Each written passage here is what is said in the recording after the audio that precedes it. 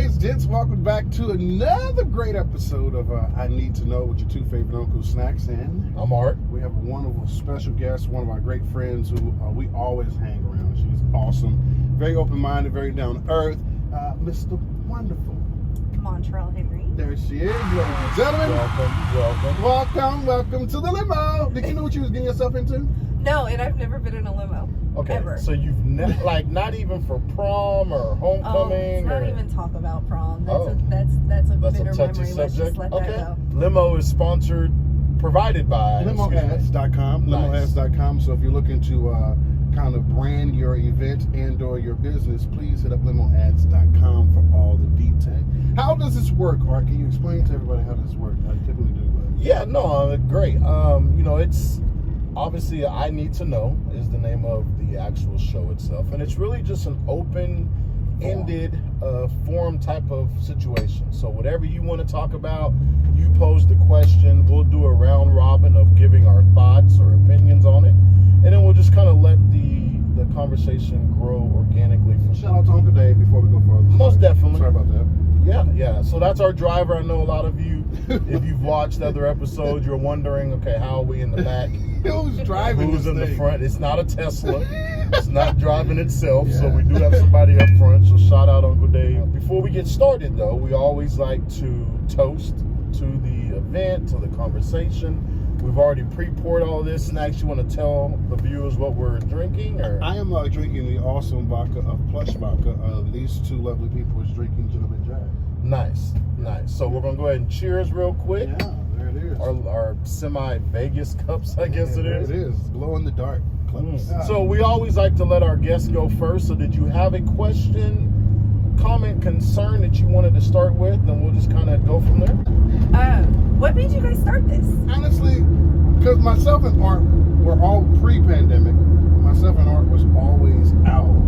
And we were just asking each other these, I just want to know why. I just want to know why this, why that. And so I was like, why don't we just do a show called I Need to Know? I wouldn't really add too much to that. I think it grew out of a natural conversation that we'd always have with friends about why do women think this way, why do guys think this way, or the differences between mindsets of where you grew up. And so instead of having that conversation with 3 or 4 people on my couch, why not put it on a platform where hundreds of people could watch it or whatever. So I have a follow-up question. nice, I love it. So what would you say through this process has been the one takeaway that you have that you've learned thus far? Well, one, I don't think we've ever been interviewed on our own show. I don't think so, but I'm going to roll with it educated. because she is like saying it. it so smooth. I like I'm going to let her. I had to think about it. Like, have we ever been I'm gonna let interviewed? her go ahead and interview us. You should never start with me. Yeah. What would you like to know? I have a million questions. What have I learned about myself on this show? I wouldn't say necessarily say I learned much about myself, but I think I've opened up to the viewers. A lot of people have allowed to see a more of me, rather, because I don't really speak a lot about myself or personal life or whatnot. But the people that do know me know that I'm super down to earth. I'm super blunt. Like, I just say what's on my mind and things of that nature. So I think our viewers will finally start to see that side of me. I would say just ditto to that. I mean, I think just with individuals like yourself, other people we've had on, so friends, it's just allowed me to share thoughts that are genuine and how I, honestly feel about whatever we're talking about. But just to, maybe more people that I don't talk to on a regular basis. So I think, like Snack said, seeing a different side of me that maybe most people don't. Given that probably most of our interaction is if you happen to come to a CSUB game and you see me at a game, see me walking around or whatever, that's one side of me and that's a part of me, but here's a different side. Well, going back to your first question, another reason we started, because we also spoke on the art of missing, not art, but the art of missing on adult communication. Like, we don't communicate as adults anymore. Like, we don't have these settings anymore. So why not create a platform just to talk and just be totally honest, be unfiltered. In the future, I would love to actually host a podcast that simply focuses on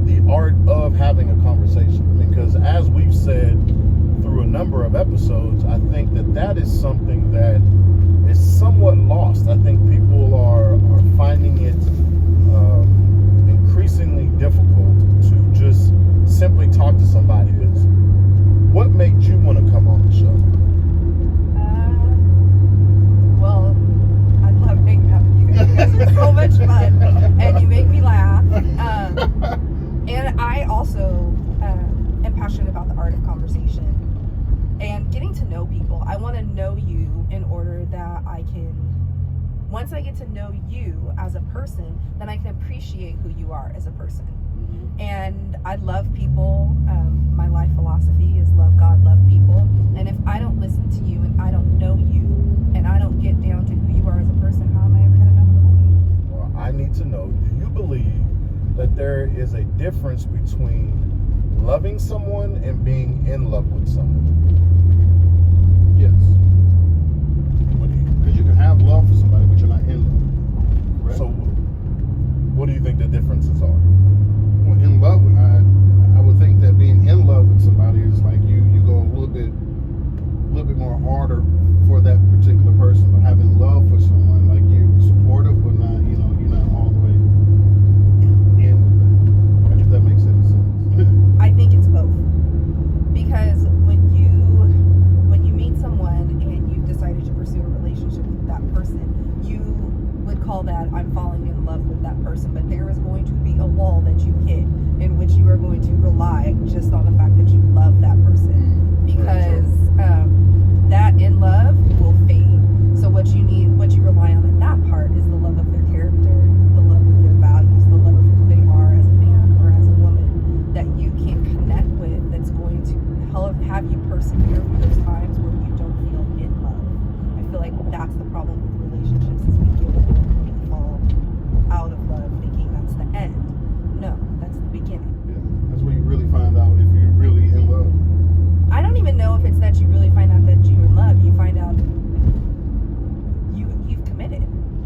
So you've committed that this is the person that you're going to be with. And so when you get to that point, you determine, am I going to persevere and see if that in love comes back, or am I just going to be like, I'm not feeling him, I'm done. What do you think is the single most influence when it comes to people walking away from those hard times? Do you think it's movies? Do you think it's past experiences? And the reason I say is because a lot of people, I agree with you, they may walk away when the going gets tough, but I think it's because perhaps their vision is it should never be tough. Like if it's love should not be tough. Oh, I think that when the going gets tough, that's where who you are as a person comes out. So your job is as loving your partner, your job is to love them and serve them, right? Okay. Which means that a lot of who you are, when you're falling out of love, is to look and say, how am I responding? How am I reacting? Am I listening to them? Am I noticing who they are? Am I in touch with their needs? Or am I just focused on myself and my needs? Am I communicating? So those are all self-reflective questions that you have to ask yourself before you can even think about cutting it loose. And I think another thing, Art, is a lot of people are having a tough time loving themselves. Exactly. So it's hard to love someone else when you don't love you. So you have to ask yourself, are you in love with yourself, or do you just have love for yourself? Take a couple steps back. Let's give the viewers a little bit of a rundown on exactly who you are in terms of the things that you're involved in, because then that's going to segue perfectly into his question. So, okay. So my day job, the one that pays my mortgage, is I'm in education. Okay. I'm an instructional specialist for Bakersfield City School District, and then my side gig is that I teach fitness. So I teach yoga, cycling, and I teach HIIT, and then I think that's it. I think that's it. I think that's not a whole bunch. And sometimes I add more on. So go ahead with your questions. Seriously, sometimes I do. So we're speaking of yoga. We were supposed to take your yoga class here soon after we wrap this whole I need to know thing up. What should I be expecting? Because they tell me, one, it's hot, and I don't like being hot. Two, there's stretching involved. I'm the worst flexible 35-year-old you ever come across. But I'm very excited to take the class. So my yoga class is not necessarily a traditional yoga class. Good. My yoga class is a lot more, we do yoga poses. We do traditional yoga poses, but we also do a lot of kind of HIIT workouts. We do squats, we do lunges. So full body workout. It is an absolute full body workout. Okay. You can expect to burn 500-600 calories. So I'm going to learn a lot about my body. You will learn a lot about your body, and you will learn that there are things that you're great at, and there's parts of your body that probably need some attention. Now, that was probably the nicest way one could say that there's going to be parts you're going to be good at, and there's going to be parts you're going to suck at. Yeah. So, but That's just me too. more attention. Now, how long have you been instructing yoga, or been a yoga instructor? Oh, I think it's been a couple years, 2 or 3 years. I don't remember. Because one question that I would say I've always had, and even when maybe I have friends that are interested in doing yoga or bring up that they know someone that teaches yoga, what are some of the benefits of doing yoga? Like, why should someone really be interested in doing yoga? So then I guess the best way I can say it is just to kind of tell my story. So in 2016-ish, I was diagnosed with inflammatory arthritis. And I was a weightlifter, a power lifter, and my doctor recommended that those were not things I should not do and not to run because they were too hard on my body, and we were trying to preserve my joints and everything. So I needed to find something that I could do that was going to benefit my body, be enough of a challenge to keep me interested, and also be good to my body. So I began yoga. So foods we should and should not eat before coming to yoga class. I would say you might want to chill out on some dairy. Okay. Now, one thing that I have to ask, because I've heard it from any and everybody when you bring up any sort of yoga, how much gas is passed in a yoga class? You know what? I don't really know because number one, my music is loud, so I can't really hear it. And then number two, it's really not as prevalent as you think. No? No. I don't know if maybe yogis know that it's going to happen. It happens, but Yogis. that's what they're called. That's what you call them, yogis. Yeah. I'm not a yogi. Now, to kind of flip topics, if you will, because you had mentioned earlier you're an instructional specialist for the Bakersfield City School City. District. That is a mouthful. Yes, number it one. is. I need you to get an acronym. Yeah, I got So, lost. COVID, Uh-huh. how has that impacted your position? How's all that been going? Well, it's just created different kind of work. So my job, I basically support school sites, and we're not going to school sites, so we support school sites and whatever they need. And my job just changes with whatever the district needs. We're there to support school. How are the students? I feel like Amazing. I feel like the mindset of students are way different from when we were growing up. In what way? Like, what do you mean by that? Like, kids just don't care. That's because you haven't given them anything to care about. That's our fault, not their fault. Meaning, We've taken all the fun and love for learning out. Like, we just so you're saying it's too structured? the world has changed. The needs of education have changed. There is nothing that I can't Google and find the answer to. So if you don't need to come to school to find the answer, then that means that I have to give you a reason to want to come to school. Once you find the answer, how do you know what to do with the information? That's the purpose of school. I sure said that in college, boy, because I couldn't understand why I was taking any type of science class. I'm not doing none of this in life.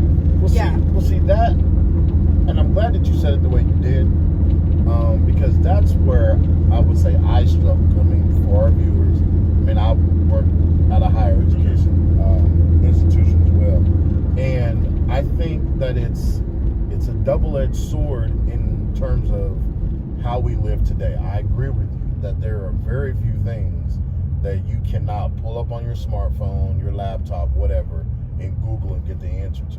So sometimes it's difficult to have a student in the classroom for 8 hours because that feeling of an instantaneous answer is always there. But on the flip side of that, I always say, well, one, somebody had to go to school to put that answer on the internet that you're getting. That's number one. And number two, if you don't go to school and you don't learn, how do you know that that's right? You have to have a breadth of knowledge, right? Yeah. So the point is no longer for me to teach you what to think or teach you where to find the answer. The point is to teach you how to think. So if you can find the answer, that doesn't mean you know what to do with the answer, because look at social media. We obviously don't know what to do with the answers. That's We believe true. everything that I mean, I we can see. look up how to do a surgery. Yes. Doesn't mean I know how to do it. You YouTube University. Exactly. So you still have to practice your craft. You still have to put the effort into learning, but you need to learn how to think. And so school needs to teach you how to think, not necessarily how to produce an answer. Well, it sounds funny.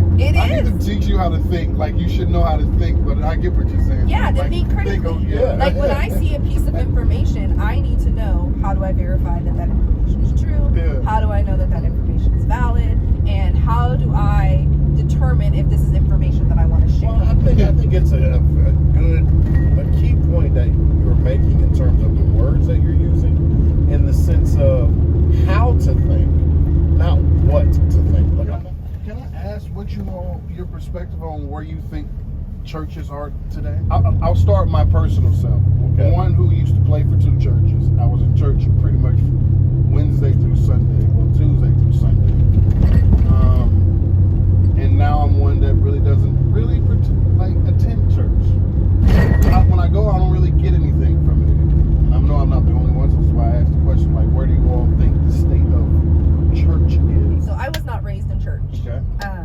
However, Jesus is my savior. God is everything to me. Like, if you know me in my personal life, like, when I say that God is everything to me, that is every action I have in my life is centered around serving God and loving people. So for me, I was a faithful church attender. Once I met the Lord at 32, I was a faithful church attender until maybe a couple months before COVID. And then at that point, it was really up to me to figure out, where is my faith without this building? And so the building was great, and the building served the purpose for where I was in my relationship with God. But that's where we go back to kind of say it's about your relationship with God, not with church. And when we started idolizing the building or the entity of the church more than we idolize God, that's why people in our generation don't go anymore. I also think people don't realize that church is a business. Very much so. And Depending so on the church. when things happen in the church, they forget that this is a business, or why certain pastors do what they do, because this is their business. Like, it's the reason you want to be a pastor. Now, some are in it for a very good reason. Others, well, we all know how that runs. And then there's some that are in that want to keep the business going because the business is the way to lead people to God. So I've also learned that in some of my church experiences, is that although I may not agree with the decision that you made, your decision to keep the doors open was to get people to come here, not to keep you in a job, but to introduce people to God. Yeah. now I'm gonna switch it up completely, totally left field, just because when we started this, I came into your home, very lovely home, and one thing that is very prevalent are your plants. Okay, so you guys didn't get to see it, but there's probably, how many plants would you say you have in your house? Okay, so I have a roommate. Don't put that on your roommate. You had these before her. Don't even try. No, actually, I didn't have them before her. Okay. But You when she want to brought give your hers, roommate a shout out? yeah, hi Jen. When she brought her plants in, and I saw how the energy changed my home, then I started to buy plants. And so now, personally, I have 29. You've named your plants. Yes, I have named my plants. I name my furniture, so don't feel bad. So you just got a new couch. Did you name your new couch? Chanel. I love it. Chanel is her name, ladies and gentlemen. Chanel. I'm gonna name my couch. Oh, we doing it on the Chelsea. spot? I'm I'm gonna name my couch Chelsea. running out of names, so. I'm gonna name. So if y'all ever call me and I'm like, hey, I'm just laying over here with Chelsea, Yeah. that means I'm on my couch. Number one, the plants are not just anywhere; they are part of my decor. Okay. Where Sure. you might have a vase, I have a plant, because I like the living energy that it has brought into my house, and having something to take care of and to nurture and to watch grow has been very good for me in my personal journey.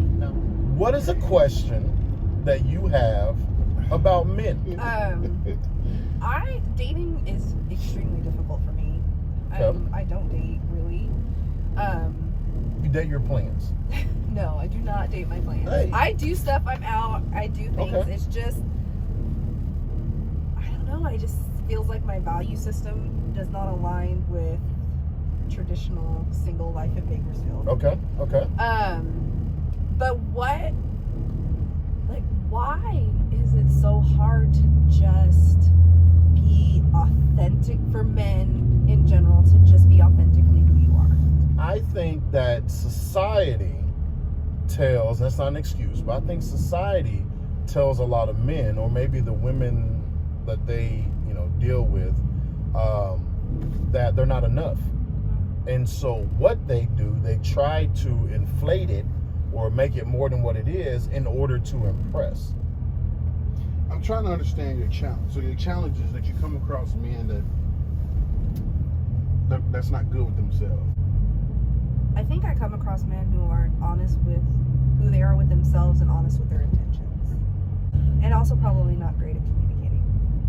But I will also say that's something that I have to really work toward, is to communicate authentically in my relationships as well. I can absolutely attest to that.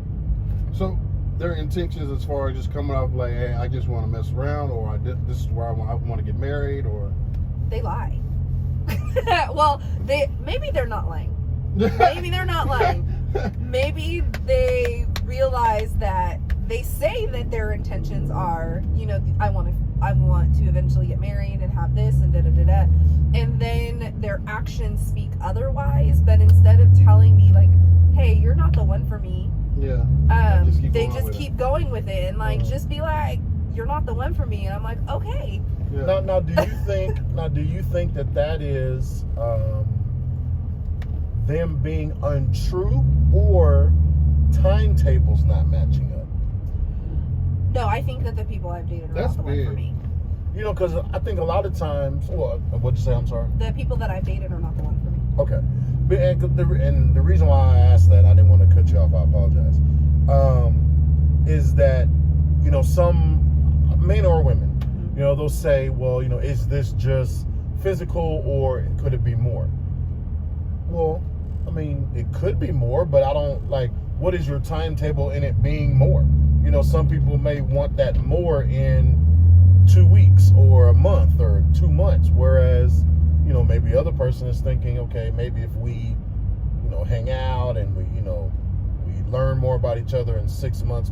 So sometimes I wonder if people are being, not truthful with their intentions, or they're just not having an honest conversation about what their individual timelines are and what this potentially may be.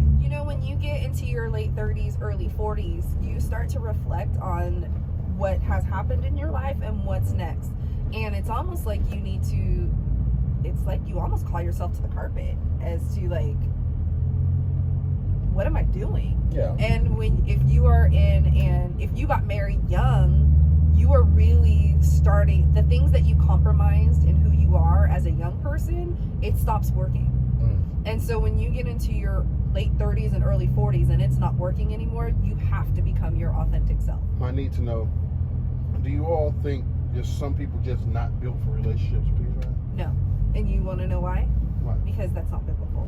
We are created for relationship. We were literally created in relationship and for relationship. Now, romantic relationships, you may not be ready, but that doesn't mean you're not created for it.